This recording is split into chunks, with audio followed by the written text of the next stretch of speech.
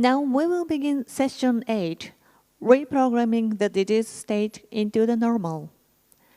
I would like to introduce our session chair, Dr. KOSEKI Haruhiko from RIKEN, who will be guiding us through this session.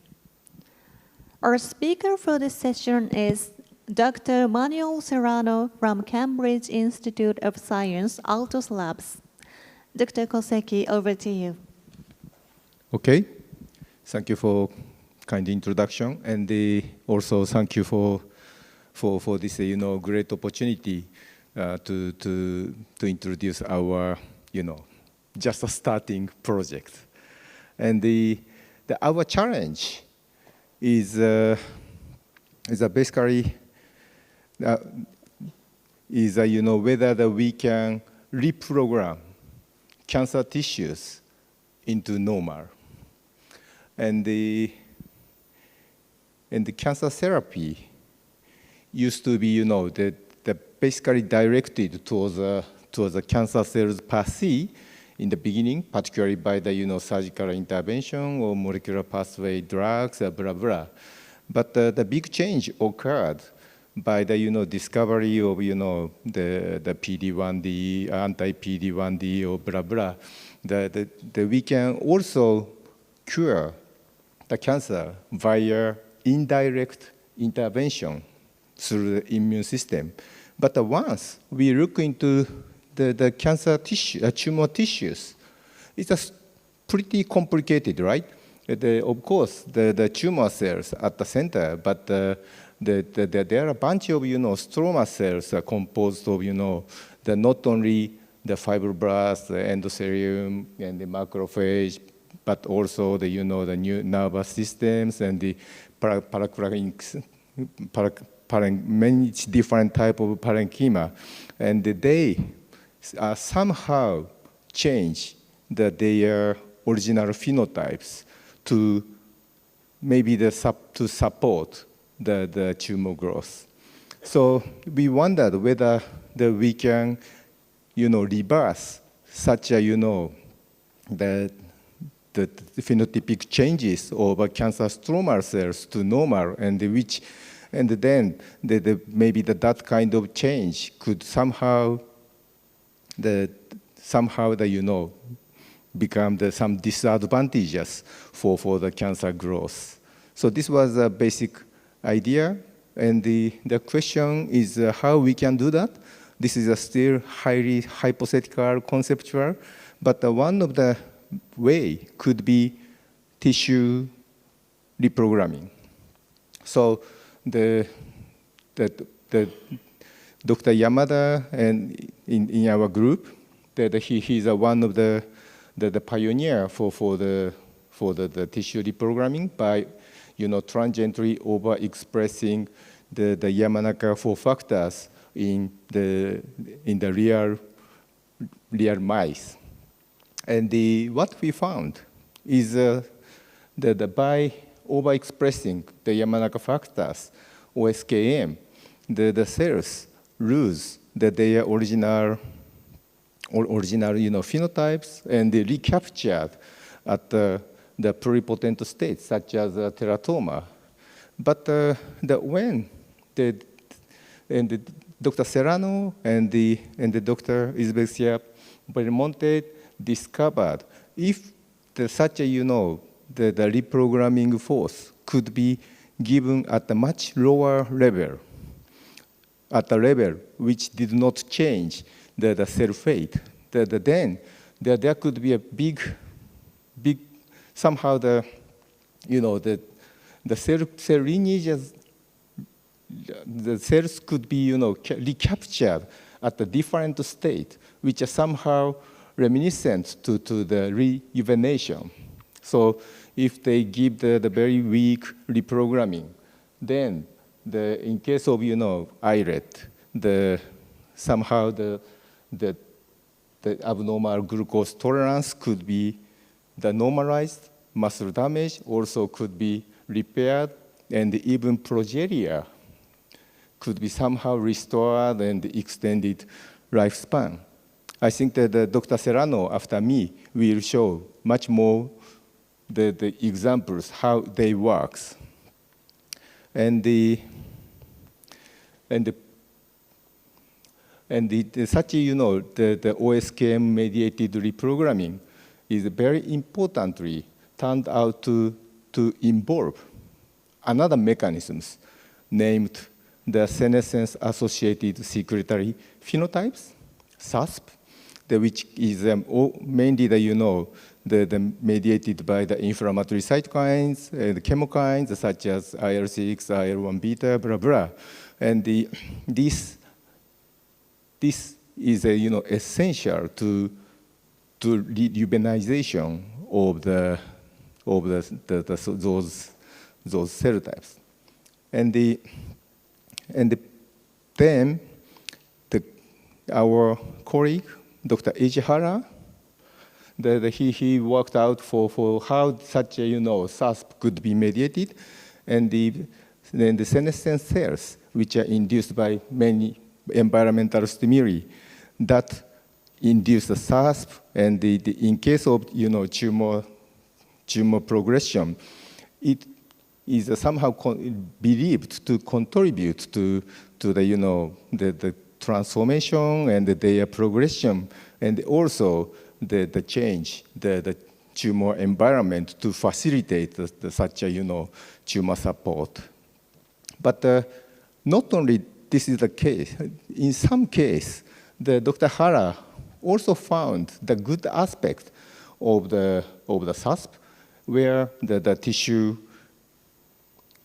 tissue repair was somehow, you know, promoted via SASP in some other aspects. So as Dr. Serrano said in his very early talk, the SASP has a sort of, you know, the dual edge source, and the question is whether we can manipulate this good aspect of the SASP to alter the tumor microenvironment. So our challenge is whether such a reprogramming and the SASP could alter the tumor environment to somehow the normal homeostatic situation. And to that, in this project, we are asked to give a sort of, you know, proof of concept. And actually, the proposal was still conceptual. So we are going to challenge to this issue as a feasibility study. And also, if this could be possible, then we will try to come up with a sort of, you know, the intervention technique in this framework.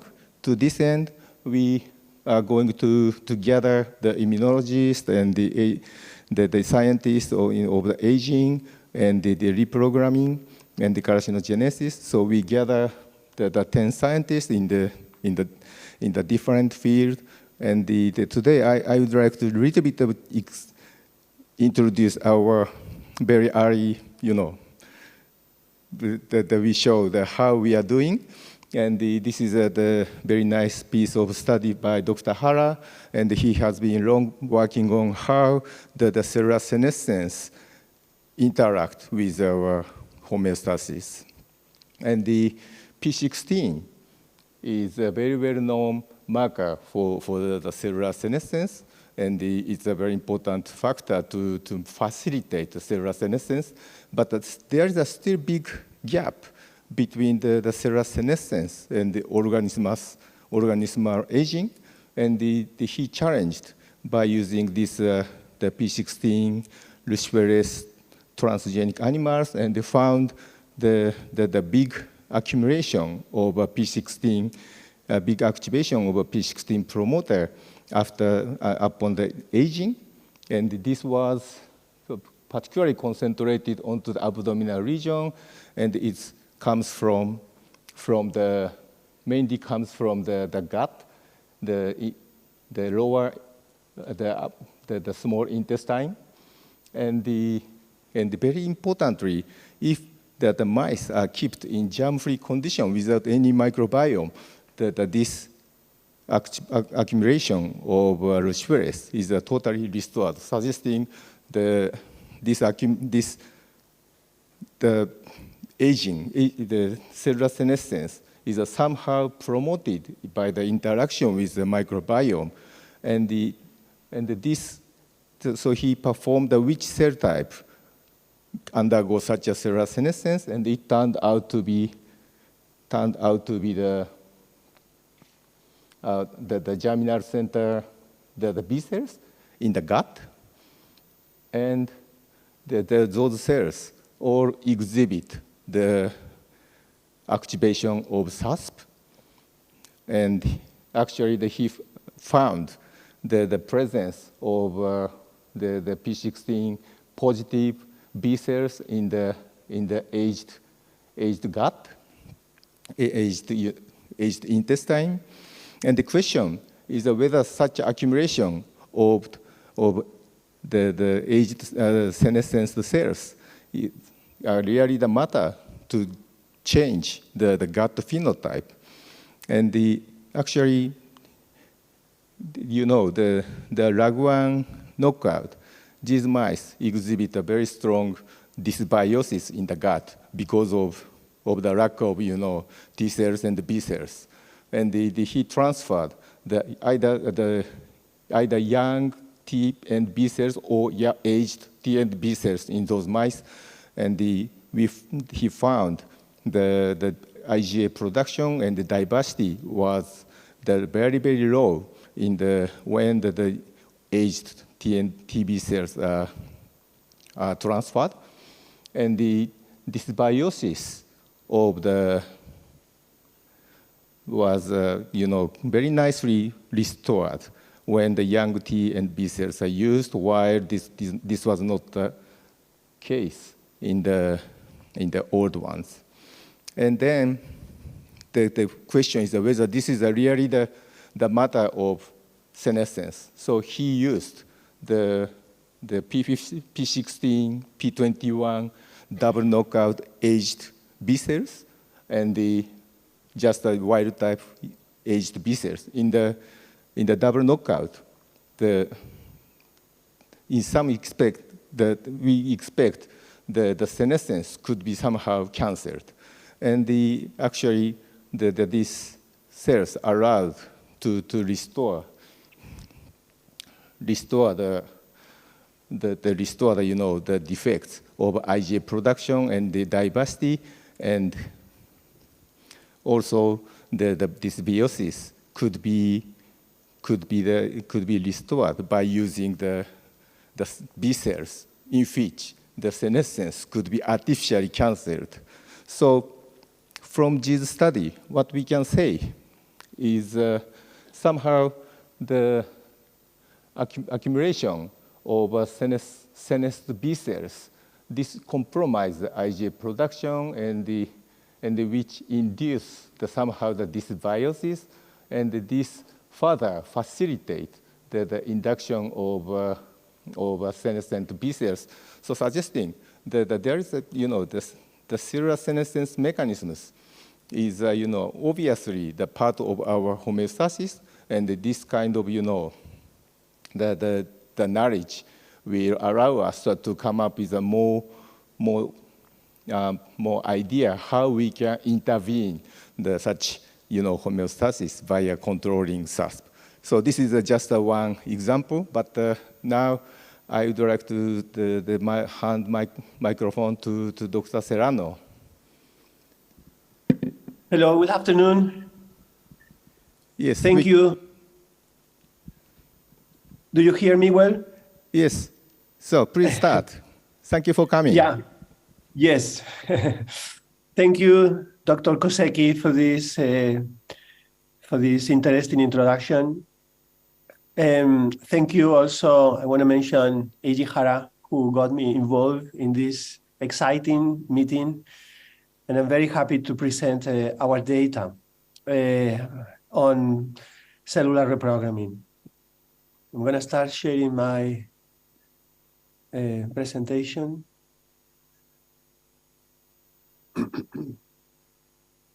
I hope you see it now. Okay, so our laboratory works on cellular reprogramming and cellular senescence. I'm going to talk only now about reprogramming. And I will not talk about... Dr. Serrano, it's not shown in the slideshow. It's not shown? That we can see, but it's not slideshow. It's not a slideshow? Right. Okay. Okay. What about now? Great. You made it. Okay. Thank you. Okay. Well, I think that this doesn't need much of an introduction, but I will mention it to put in context how we think. When the four Yamanaka factors are introduced into differentiated cells, many things happen, of course, but one of the most important ones, and this is work of Catherine Plath, is that the somatic identity program is repressed. So there is a massive repression of transcription. Other things are happening, but this is the most, in my opinion, the most important one, that cells start to lose their identity. The pluripotency program starts much later, at an intermediate state, maybe after 4 or 5 days after introduction of these Yamanaka factors. So here we go from one cell identity to a new cell identity, and there are intermediate states that are not very well defined, and this will be a topic of my presentation, this transient program. As Dr. KOSEKI mentioned, a number of years ago, we generated a reprogrammable mouse where we can activate the Yamanaka factors ubiquitously in the mice. And what we observed was something similar to what happens in vitro. We observed in 4 or 5 days the differentiation of some cells, not all of them, some. And we observed that if we continue, cells can initiate the pluripotency program. We can observe IPS in vivo, in situ, in circulation. And at this point, it's important to switch off the Yamanaka factors, otherwise the mice die because the intestine is not functional, among other things. And later on, the IPS generate teratomas, which was very important for us, is the demonstration that we are generating IPS in vitro, in vivo. These teratomas is an unequivocal evidence that there are IPS. Now the field has evolved, and in addition to reprogramming, there is a new concept that is the concept of rejuvenation. In rejuvenation, using the Yamanaka factors, part of this is happening. The somatic cell identity is shut down to some extent. It's not a complete loss of cell identity. And at some point, the Yamanaka factors, at this point, the Yamanaka factors are switched off. Instead of maintaining the Yamanaka factors for 2 weeks, we only maintain them for 3 days, 4 days, 7 days is enough. And the cells still have enough epigenetic memory, enough transcription factors in the nucleus to restart and to rebuild the parental cell identity. So here there is no change in cell identity. We start with one cell identity and we end up with the same cell identity. The only thing is that in this reconstructed cell identity, the cells are younger according to molecular markers. And this is what is called partial and reversible reprogramming. Reversible because the cells revert to the original cell identity. And this is the topic of how is this happening. This process of partial and reversible reprogramming not only changes molecular markers, which are more, sometimes, I mean, you can question to what extent is this aging, but the mice, they acquire capacities that are typical of young mice. And that one is, the most studied one is tissue repair. So old mice lose, to some extent, the ability to repair tissues, And if you produce this partial rejuvenation, partial reprogramming, actually several times, the mice, or there are different protocols, and then the mice that have been rejuvenated with the Yamanaka factors, they repair a subsequent injury better. And this has been reported by different laboratories. I apologize if I'm missing some here. I'm sure I'm missing something because there are many papers now. Longevity, yeah, longevity as well. For progenitor mice, it has been reported an increase in longevity, and also for natural aging, it has been reported an increase in the longevity of the mice. So I want to come back here to this point, to the why is this happening and which is our working model. I want to mention here work from the laboratory of Dr. Yasu Yamada that was mentioned before by Dr. KOSEKI. And I want to mention here this slide from his laboratory that for me is very inspiring. Here there is a chip-seq of K27 acetylation. So this is labeling enhancers. And these are thousands of enhancers in the genome, in vivo, in the acinar cells of the pancreas.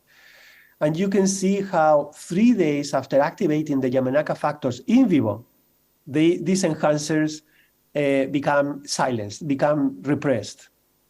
And this is the reason why the cells lose their identity. But 2 weeks later, they have recovered all that. No change in identity. The same program of enhancers is recovered after the process of partial reprogramming. There are some ideas about why this happened, and this is work of Catherine Plath as well. And there is this concept of transcription factor theft. This is a process that has been reported in vivo during the development of T cells. There is a transcription factor, PU1, that changes the identity of the cells, but when it changes the identity of the cells, initially it's not activating any transcription. It's just repressing because it's sequestering the resident transcription factors. And something similar happens with the Yamanaka factors. They are able to take out of their normal enhancers, they take out the resident proteins that are here, and they are mislocalized in other places. So this loss of transcription factors in enhancers is what it causes this silencing of the enhancers. And maybe the Yamanaka factors are, of course, essential to produce pluripotency, but to produce rejuvenation, maybe other transcription factors can do the same theft as OSKM. And there is some evidence of rejuvenation with different transcription factors by overexpressing transcription factors. I'm mentioning here a few of them, including this paper, FOXM1, where they do also the same cycles of rejuvenation, of expression, and they rejuvenate cells, and mice also live longer. So maybe it's very simple, conceptually, how cells rejuvenate.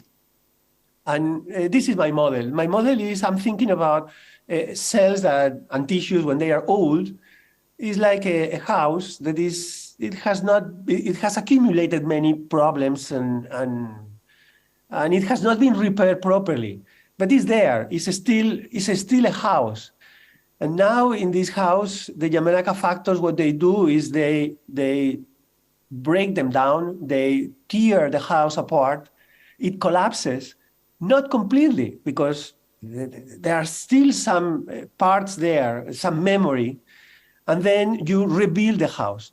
And here is where the magic happens. When you rebuild the house, you don't rebuild the old house, you make a new house. Everything is perfect. And now this house starts again the process of aging. So in other words, when, in more molecular words, when cells rebuild a cell identity, they rebuild the plan, what is designed by the biology of the cells. They don't rebuild the aging. The aging is not part of the program. So the aging that was there, that memory is not rebuilt. We have been studying this using a single cycle of OSKM. Instead of multiple cycles, we have used only one, with the idea of capturing the early events and being able to see molecularly what is happening. Of course, doing one single cycle of reprogramming in vivo, we have very little rejuvenation. We have only the effect of one cycle. We don't have the benefit of the cumulative effect of multiple cycles. So we don't make the mice live longer. We don't have these effects. It's much more modest, but we can dissect it molecularly. So here are 1, 2, 3, 4 mice, and here there are 5 mice. These are young, these are old. We obtained the transcriptome.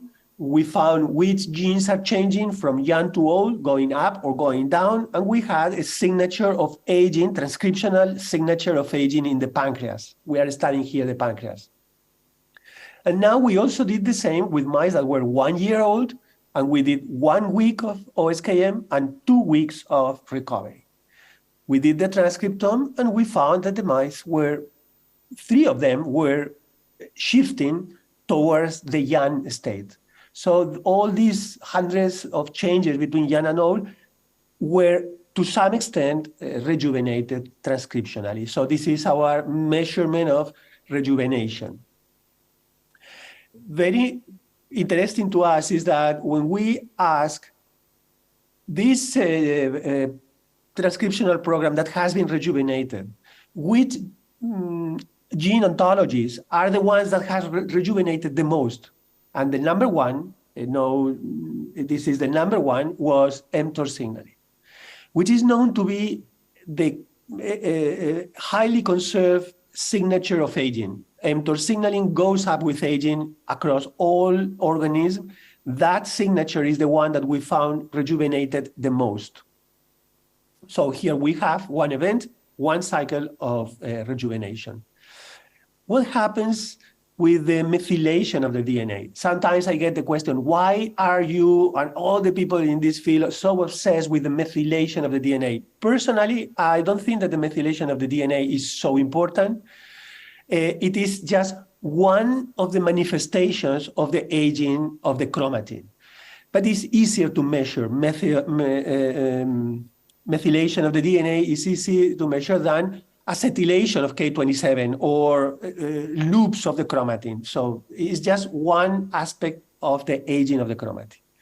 This was done in collaboration with Wolf-Reich. They measure methylation profile in the young mice, methylation profile in the old mice. They found which methylation sites are differentially methylated with aging. Same thing, 1 week of reprogramming in the old mice and 2 weeks of recovery. And here are the reprogrammed mice after one cycle. Here we did a little bit more of getting deeper into how is this happening in these 2 stages. There is one stage that is when the Yamanaka factors are being expressed.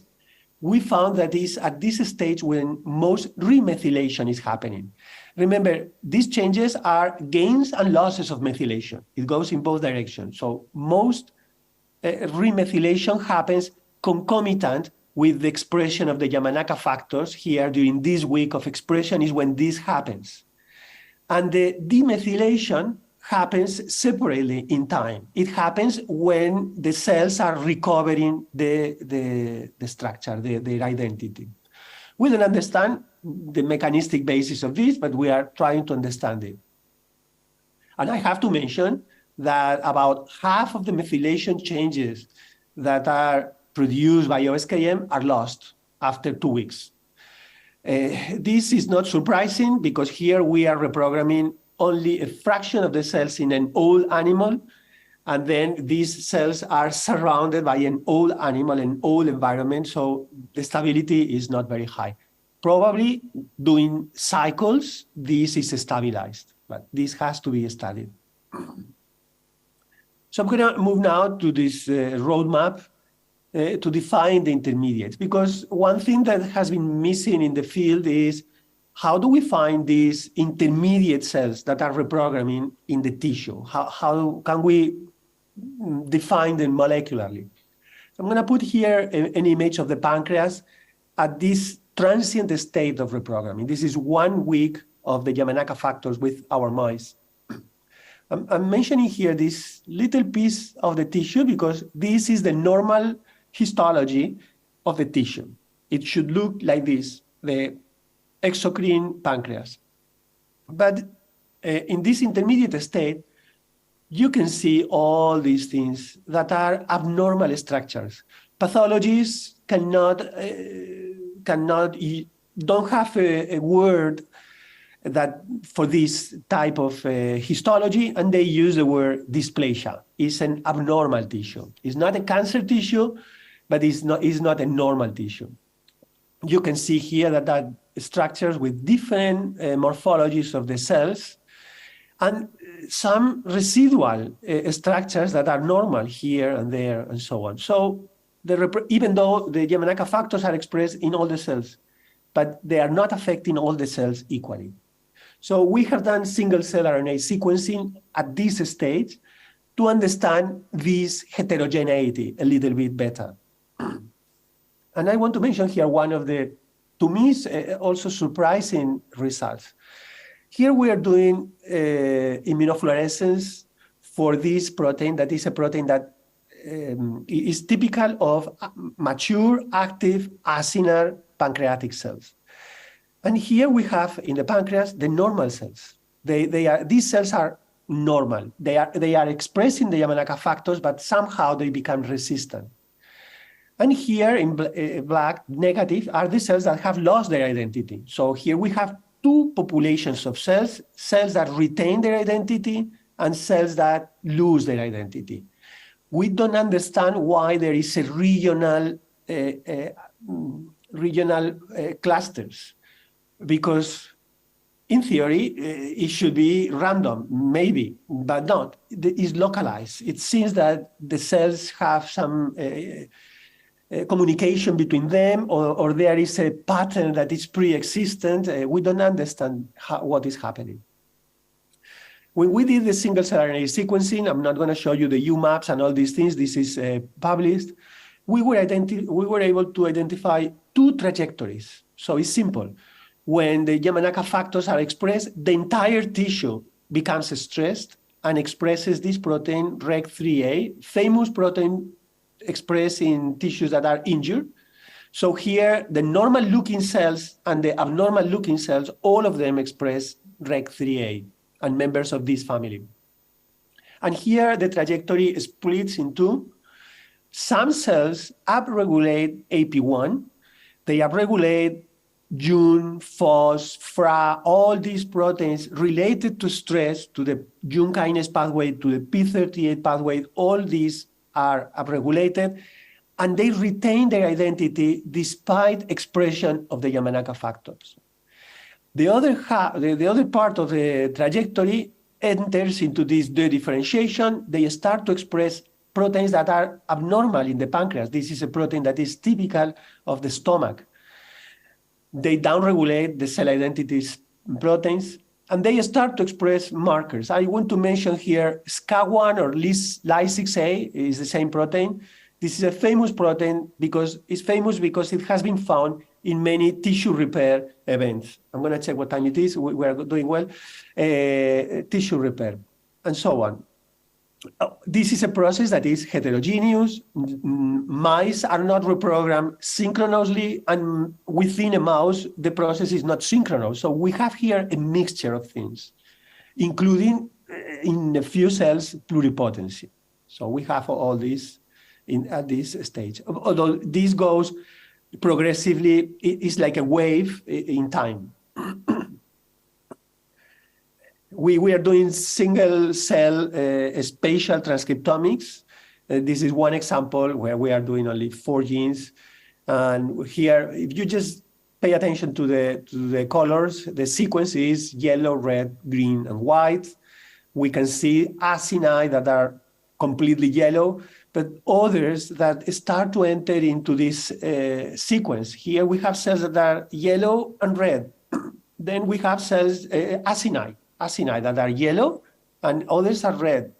This is another thing. The acini, they seem to reprogram in a sequential manner. We have others that are red and green, and others that are red, green, and white, and so on. We are trying to understand these spatial relations. But for the first time, I believe we have a marker like Ly6A or SCA1. They are very good reagents for this. And we can find these partially reprogrammed cells in tissues. And here I'm showing you this in the pancreas. This is where we discover it. But the same applies to the stomach during reprogramming. Here again, some cells, some glands reprogram, and many others do not reprogram. And here we have one gland that is reprogramming, and the same in the intestine. And Nayuta Saito, a member of the laboratory, she also has nice work in the lung. This is still unpublished. We define a signature, that is here a signature of 20 genes. These are different mice in the pancreas, and these markers are upregulated in the intermediate state of reprogramming. And when we check these markers by PCR in the stomach, we also found more or less the same, suggesting that there is a common program in this reprogramming in different tissues. And with this, I'm going to move to the last part. The last part is we are trying to understand how to manipulate extrinsically this reprogramming in vivo, because the rules, we find that they are similar to the in vitro reprogramming, remarkably share, but of course there are components that are absent in vivo, in vitro, like for example the immune system that Dr. KOSEKI mentioned this. So during the years, we have reported some boosters of reprogramming, and one of them is recombinant IL-6. If we inject recombinant IL-6, the mice reprogram better, faster. Also, if we treat with palbociclib, this stabilizes senescent cells and produces more IL-6 for the environment. NK cells are a main barrier for reprogramming because they kill these cells that are losing their identity. So they actually are a major filter for reprogramming. They are protecting the organism from these abnormal cells. If we transiently deplete NK cells with antibodies, the reprogramming efficiency is improved a lot. We have a story that if I have time, I will talk about this, about vitamin B12. But we also have negative regulators, and the negative regulators are also important because we want to define where in this sequence of events these inhibitors are blocking. We think that PIM1 inhibitor is blocking in the very last stages of reprogramming. And this is important because in that way we can increase the safety of the process in vivo. Eventually, it will prevent the acquisition of the pluripotency program. So let me go back for a minute to this. Let me just say that we found that when tissues are reprogramming, we found through an unbiased screening, we found that the 1-carbon metabolism is highly activated in the tissue that is reprogramming. So if the pancreas is reprogramming, we see it there, whereas not in other tissues. If the kidney is reprogramming, it's there. It is selective of the tissue that is reprogramming. It consumes so much 1-carbon metabolism that vitamin B12 becomes depleted. And actually, vitamin B12 is essential for this reaction. This is methionine synthase. Methionine synthase is a precursor for S-adenosine methionine, which is the universal and only precursor donor of methionine for methylation reactions. So all the methylation reactions in all the histones, in all the DNA, which is massive, all that depends on this reaction. And we found that if we supplement the mice and the tissue and the cells in vitro, I'm showing here in vitro, I will show in a second in vivo. If we supplement with vitamin B12, we have more reprogramming. This was surprising to us because the culture medium already has vitamin B12 that has been optimized over the years. But there is so much demand that if we put even more, we have even more iPS colonies. Here we are measuring the end stage of reprogramming. And we know that it's through this reaction because if we block this enzyme, reprogramming goes down. And actually, if we just add the precursor S-adenosyl methionine to the culture medium, then the number of colonies is improved a lot. So this is a very important limiting factor. And there is a nice paper by George Daly and other authors, apologies for not remembering the names now, that they published in Science that in vitro, the one carbon metabolism is the most activated aspect of metabolism during reprogramming in vitro. So here we found the same in vitro and in vivo. Here is in vivo. So in vivo, if we supplement the mice in the drinking water with vitamin B12, we have more dysplasia. Here we're measuring this abnormal histology. Here we are measuring the few cells that acquire plasticity, pluripotency, the same thing. And these are mice that are eating normal food with a lot of vitamin B12. So even more vitamin B12, more reprogramming. We wonder which is the epigenetic change that increases the most when we supplement with vitamin B12. So this was our reasoning. If by adding more vitamin B12, there is more reprogramming, is because some epigenetic change is benefiting from that. Maybe all, but maybe there is one that is the most. And we found doing that, this is an array of different methylation changes in histones. We found that K36 trimethylation is the one that benefits the most. And actually, we have done ChIP-seq. I'm going to finish in a minute. We have done ChIP-seq, and we have confirmed that. So this K36 trimethylation is not very popular, although it's getting more attention lately. Is a mark, is one of the most abundant methylation marks in the genome because it is in all the gene bodies of all the expressed genes. All the genes that are active contain K36 in their gene body. And here you can see this is the beginning of the promoter, and this is the end of the gene. And you can see how this is across all this is the transcriptional start site and transcriptional end site, how they are all full of K36. These are thousands and thousands of genes. When we supplement normal cells, nothing happens. We don't see any change. When we are reprogramming the MEVs, it is reduced. And when we supplement the MEVs with vitamin B12, it is reacquired. So here, this mark is becoming limiting, is becoming a bottleneck for the reprogramming, and we can make this bottleneck wider by supplementing with vitamin B12. And with this, I'm going to finish showing our working model that is the following. We think that tissue injury and Yamanaka reprogramming may share many things, perhaps more than we think. The reprogramming by the Yamanaka factors has been considered a fantastic tool, magic almost, difficult to understand, but for many people, or even for myself, years ago, it was considered something artificial. Well, maybe this artificial process is actually overlapping a lot or is tapping into something that happens naturally.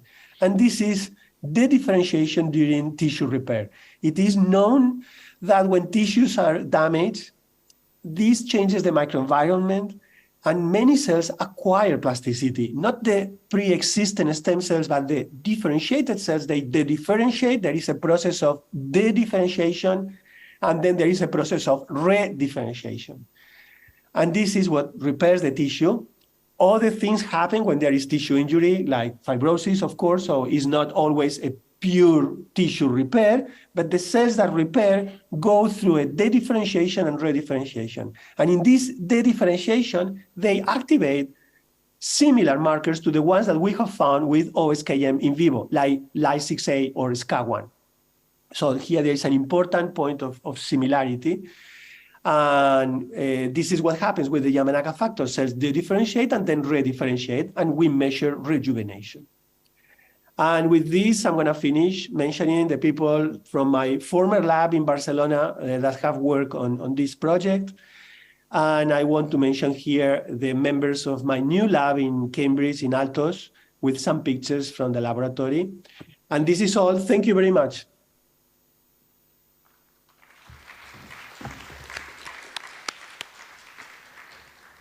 So thank you, Dr. Serrano, for the great talk. And first, I'm going to give some questions to you, and then we will accept the questions from audience. So, yeah, actually, I'm very impressed the histology of intermediate of reprogramming, because I expected a more the pepper and salt pattern, but you did see the very nice separation of reprogramming region and reprogramming region. I simply wonder how this happened. There could be some cell-cell interaction mechanisms could play a big job for this separation, right? Absolutely, absolutely. This is also intriguing for us. We reported years ago that the glands that are reprogramming are surrounded by senescent cells. And these senescent cells, this is a hypothesis, these senescent cells are producing factors like interleukin-6. They are also producing factors that remodel the extracellular matrix. So maybe locally, the extracellular matrix is becoming more young, more permissive for reprogramming. This is a hypothesis related to the extracellular matrix and the senescent cells surrounding the reprogramming cells. But yeah. I see. And the second question is about your vitamin B12. 12 and I am very impressed with the production of some is very much involved. But I guess the reprogramming induced cell proliferation a lot in the quiescent mitotically quiescent tissues, and which may obviously change the requirement for the some or that kind of the substrates to maintain the epigenetic status. So do you have any other interpretation for that? Yeah, of course. Yes, we have thought about the same things. When we supplement with vitamin B12, other cells, ES cells, fibroblasts, cancer cells, we don't see an increase in proliferation. The current culture medium is already very optimized for proliferation. Right.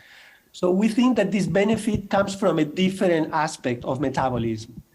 And George Daly, in their paper, they also found the same. This is unrelated to proliferation. Of course, B12 is very important for proliferation, but there is already enough B12 for proliferation. So there is something else. We think that it has to do with chromatin remodeling, epigenetic remodeling. I see. Thank you very much.